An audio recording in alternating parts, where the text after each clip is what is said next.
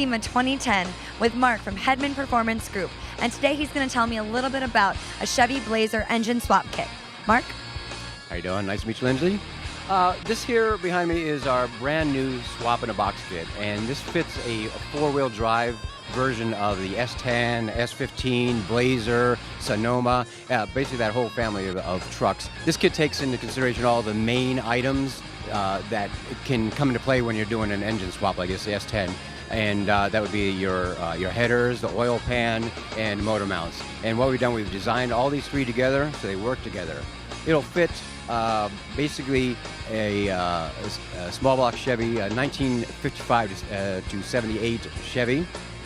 Small block engine into the four-wheel models that I mentioned to you, and that would be for 82 to 2004 model years. And again, this kit's for four-wheel drive. We do have a two-wheel drive kit, but this one here is specifically for the four-wheel drive.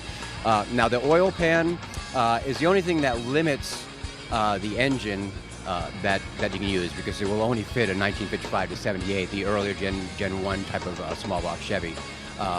It's not a stock type of pan. It's got 7-quart capacity. It's got a 9.5-inch rear sump. It's got one-way baffles. It's not your typical street type of oil pan. The headers are shorty style. Now, we've been making these headers for a while, but we've now incorporated all three together. And the headers, again, fit 82 to 2004. Factory heads. This particular one, we will probably eventually come out with some aftermarket heads, but these will strictly fit a stock type of head.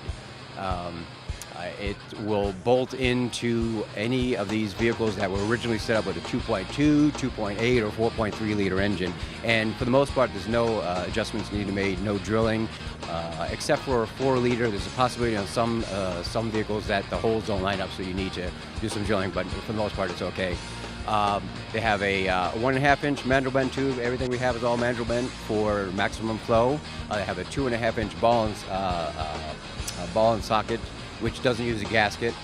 And all of these are available either coated or uncoated. Now, the coating that I'm referring to is this, what you see right here, which is an HTC coating, and it's good up to 1300, prevents rust, and withstands the temperatures a lot better.